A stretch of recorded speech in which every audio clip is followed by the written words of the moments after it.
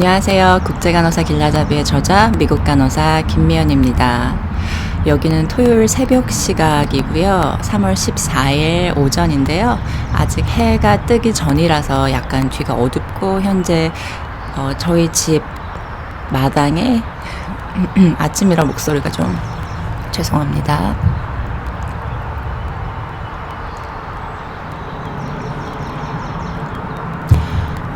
집 마당에서 밖에 불을 켜고 이렇게 영상을 촬영하고 있는데요.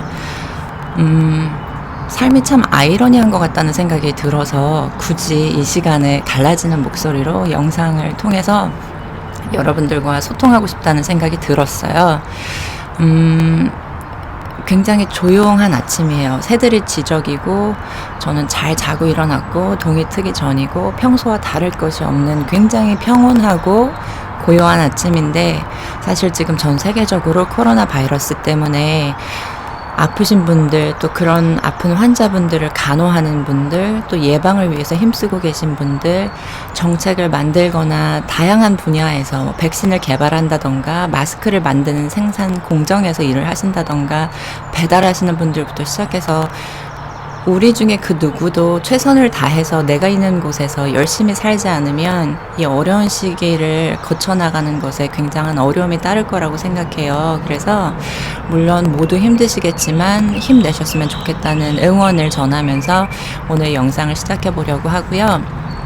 오늘 영상에서는 에피데믹과 팬데믹이라는 단어의 구분을 좀 해보는 시간을 갖고자 하고, 추후에는 제가 미국에서 살면서 피부에 느끼는 코로나 바이러스와 관련된 삶의 변화들을 나눠볼까 합니다. 우선 에피데믹과 팬데믹에 대한 구분을 굳이 이 시간에 이 몰골로, 이 목소리로 해보고 싶다는 생각이 든 이유는 두 가지가 있는데요. 다양한 언론에서 쏟아져 나오는 뉴스 기사들을 보면 에피데믹과 팬데믹이라는 단어를 혼돈해서 사용하는 경우가 굉장히 많고요. 또 다른 이유는 최근에 저희 간호학과 학생이었던 사람이 신규 간호사가 되어서 병원의 인터뷰를 보는 과정 중에 담당자분과 사적인 대화를 인터뷰 말미에 나누면서 현재 코로나 바이러스의 관련과 바이러스의 감염과 관련돼서 사회적으로 불거지고 있는 이런 공포심이라던가 불편감에 관한 사적인 이야기를 나누는 중에 이 학생이, 이제는 학생이 아니죠, 간호사가 에피데믹과 팬데믹의 의미를 정확히 몰라서 표현하는 것에 곤란한 점이 있었다는 이야기를 듣고, 추후에 관련된 질문을 받게 되거나 아니면 환자분이나 보호자분을 위한 교육을 제공해야 하는 경우에 에피데믹과 팬데믹을 어떻게 구분해서 사용할 수 있을지 사실 딱 떨어지는 정의는 없다고 생각해요. 어느 정도의 의미를 파악할 수 있는 큰 정의 아니면 설명하는 부분은 있지만 1000명 중에 1명이 아프던 것이 갑자기 100명이 아프게 되면 그것은 에피데믹이라고 부르고 101명부터는 팬데믹이라고 부른다던가 하는 딱 떨어지는 구분이 없기 때문에 전반적인 컨셉을 이해하고 가시면 충분히 대화나 지식을 전달함에 있어서는 불편함이 없으실 거라는 생각이 들고요.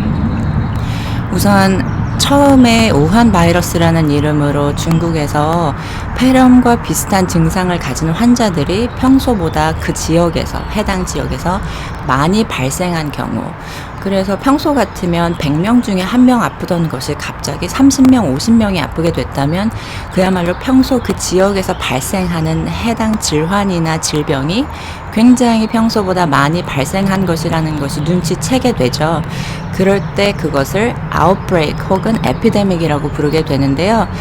제한된 지역에서 갑작스러운 발병률이나 발생률의 증가가 있을 때 그 사실 현상 자체를 두고 에피데믹이라고 부르는 반면, 현재 코로나 바이러스는 팬데믹이라고 부르는 것이 맞는데요. 이 팬데믹의 경우에는 전 세계적으로 굉장히 많은 수의 사람이 굉장히 넓은 지역에서, 그리고 대부분 세계적으로 worldwidely 영향을 받는 경우를 말하는데, 팬데믹이 되는 경우에는 사실 그 경우를 일으키는 바이러스가 신종 바이러스이거나 혹은 예전부터 존재했지만 한동안 사람들이 노출되지 않았던 잠잠했던 바이러스가 갑자기 많은 사람들에게 영향을 미치기 때문에 생기는 현상이라고 생각하시면 되는데요. 우리가 흔히 혼돈하는 것이 에피데믹은 좀 덜 아픈 중증도가 좀 덜한 질환이고 팬데믹은 훨씬 더 아프고 치사율이 높은 질환을 팬데믹이라고 부르는 것이 아닌가 하는 혼돈이 있을 수가 있는데 사실 그렇지 않고요. 2015년, 16년에 걸쳐서 있었던 에볼라 바이러스의 경우에는 치사율이 50%에 달했지만 팬데믹이라고 부르지 않았어요. 왜냐하면 그 영향을 받는 지역이 세계적인 것이 아니라 어느 정도 국한적이고 제한적이었기 때문에 그런데요. 지금 코로나 바이러스 같은 경우는 지도를 보시면 아시겠지만 전 세계적으로 영향을 받지 않는 곳이 거의 없을 정도로 우리 모두가 고통받고 우리 모두가 영향 아래에 있기 때문에 팬데믹이라고 부르는 것이 맞고요. 이 바이러스에 대한 면역, 그러니까 이뮨이 사람들이 갖고 있지 않기 때문에 예전부터 존재하던 바이러스라 할지라도 현재를 살고 있는 우리의 몸 안에 면역 체계가 그러니까 노출된 적이 없어서 항체 항원 반응을 일으킨 적이 굉장히 없거나 드물거나 그 수가 적기 때문에 한번 바이러스가 발생했을 때 감염을 일으켰을 때 주위에 있는 사람들에게 퍼지는 파급력이 굉장히 크다는 점 그렇게 이해하고 계시면 좋을 것 같고요. 코로나 바이러스의 경우는 지금 영상을 촬영하는 것은 토요일 오전이지만 제가 사용하고 있는 정보들은 미국 CDC 요즘 뉴스에서 계속 쉴 새 없이 등장하고 있는 이 CDC에서 3.4%의 치사율이라고 코로나 바이러스와 관련된 정보를 내어놓았는데 이탈리아 같은 경우는 7%가 넘는 사망률을 보이더라고요. 그래서 관리라던가 예방 차원에서 조금 더 노력이 필요하다 혹은 조금 부진하다는 의미로 보여질 수도 있겠는데 아까 말씀드렸던 것 중에 정말 중요한 것이 치사율과 또 혹은 severity 그 질병의 심각성과는 크게 에피데믹과 팬데믹을 사용하는 용도에서 차이가 없다는 것을 이해하고 가시는 것이 굉장히 중요할 거라는 생각이 들고요.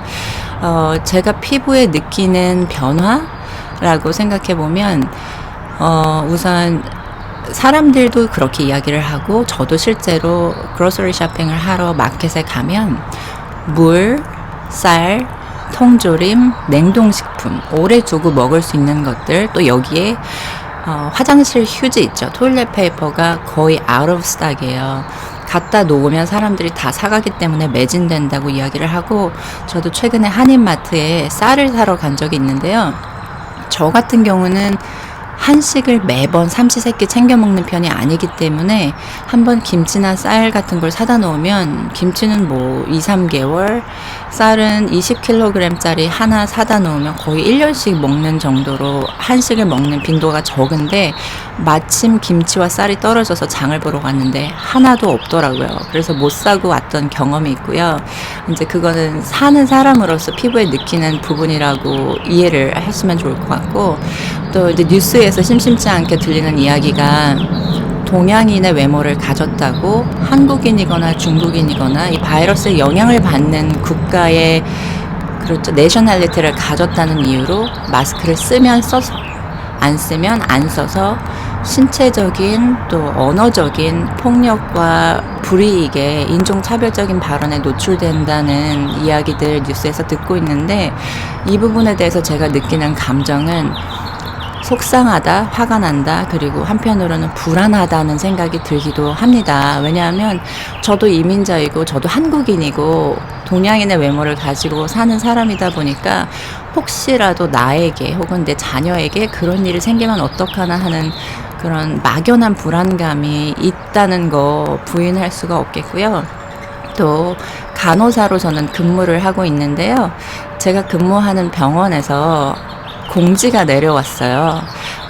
지금 우리 모두가 이 어려운 시기를 겪고 있는 것 알고 있는데 자기가 근무하기로 한 날 가급적이면 근무 못하겠다고 전날 전화해서 그야말로 근무 스케줄에 빵꾸 내지 말고 자기가 일하기로 한 날은 충분히 최선을 다해서 해주십사 병원에서 부탁을 하고 있고 또 한편으로는 지금 13일 오후 시간으로 샌디에고 유니파이드 스쿨 디스트릭에서 학교 전체를 휴교하겠다는 공지가 내려온 상황이어서 적게는 2, 3주, 많게는 4주 이상 어떤 간호학교 학과 같은 경우에는 실습지로 삼고 있는 병원에서 이번 학기는 실습생을 전혀 받지 않겠다고 이야기가 나오는 경우들도 있거든요.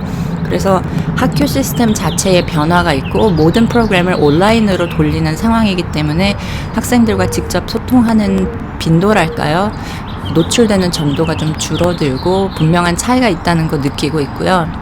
또 처음에 코로나 바이러스가 미국에 양성 환자가 나오기 시작했을 때, 양성 확진자가 나오기 시작했을 때 처음에 학교에서 받았던 공지는 학생들 또 직원들 모두 손 씻기, 기침하거나 재채기 할 때 잘 가리고 한다던가 하는 안전 예방 수칙 같은 것들이 내려오던 것이 이후에는 상기도 감염 환자를 간호학과 학생이 실습지에서 만나는 빈도수를, 횟수를 줄이도록 노력해달라는 공지가 내려왔고, 그 이후에는 PPE를 사용하는, 그러니까 가운, 글러브, 또 마스크, 거글, 이런 자기의 개인 보호 장비들을 사용하는 그 수요가 너무 부족하다 보니까 가급적이면 불필요한 경우에는 학생들은 그런 안전장비를 사용해야만 가서 돌볼 수 있는 환자의 간호 자체를 좀 피해달라는 이야기를 들은 적도 있습니다.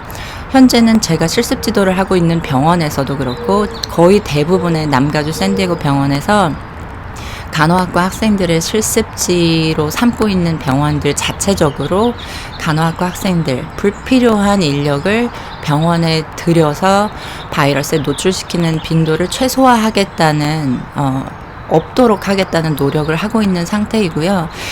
간호사로서 생각을 해보면 또 여기서 문제가 발생할 수 있죠. 저 같은 경우는 학교에서 가르치는 정교수가 아니기 때문에 급여가 지급될 때 일한 시간에 맞춰서 그야말로 알바 뛰듯이 10시간 근무하면 10시간 근무한 것에 대한 급여를 받게 되는데, 이렇게 실습지에 나가는 빈도가 없어진다면 일을 안 하기 때문에 그만큼 급여도 줄어들겠죠. 그래서 그런 부분 때문에 고민을 하고 있던 찰나에 담당 교수님이 전체 그 딘이라고 하는데요. 간호학과 전체를 담당하는 분이 이메일 공지를 내려서 저처럼 associate faculty로 일을 하는 사람들, 그러니까 시급 베이스로 일을 하는 정규직이 아닌 사람들의 경우 그 급여를 똑같이 지불할 것이고, 실습 시간을 충당하기 위한 플랜 B, C, D를 우리가 내놓을 예정이니까 추후에도 계속 이메일 확인을 해달라는 부탁을 받고 있고요. 이 이메일을 통해서 소통을 하는 것이 굉장히 많은데, 간호사로 일하는 병원에서도 이메일이 오고 교수로 일하는 학교에서도 이메일이 오고요. 또 실습지로 삼고 있는 병원들에서도 이메일이 올 뿐만 아니라 또 저희 아이가 다니고 있는 데이케어라던가 뭐 수영 클래스라던가 다양한 액티비티를 하는 곳에서도 우리는 이런 이유로 현재 수업을 진행하지 않겠습니다 하는 공지를 내려온 경우도 있고요. 혹은 굉장히 짧은 노티스를 통해서 긴박한 변화가 있을 수도 있으니까 꾸준히 성실히 이메일을 체크해달라는 부탁을 하는 경우도 있거든요. 아마 여러분도 지금 삶을 겪으시면서 굉장히 다양한 변화를 겪고 계실 거고 또 어려움을 겪고 계실 텐데, 참 이럴 때일수록 힘내야 되지 않을까, 우리가 최선을 다해야 되지 않을까, 한편으로 생각하면 뭘 어떻게 최선을 다해야 되는지 참 모르겠다는 생각이 들기도 해요. 왜냐하면 분명한 것은 레고랜드도 문을 닫고요, 디즈니랜드도 문을 닫는 것으로 알고, 디즈니월드도 문을 닫는 것으로 알고 있는데, 제가 생각해 볼 때 그럼 거기서 요리를 하시거나 호텔 관련한 업종에서 근무를 하시는 분들 같은 경우에 제가 학교에서 그렇듯이 시급을 받고 일하시는 분들이 분명히 많이 계실 텐데, 그리고 그 급여가 없으면 삶을 꾸려가는 것이 굉장히 힘든 분들이 계실 텐데, 어떻게 이 어려운 시기를 경제적인 부분에서도 이겨나갈 수 있을까에 대한 고민을 많이 하게 됩니다.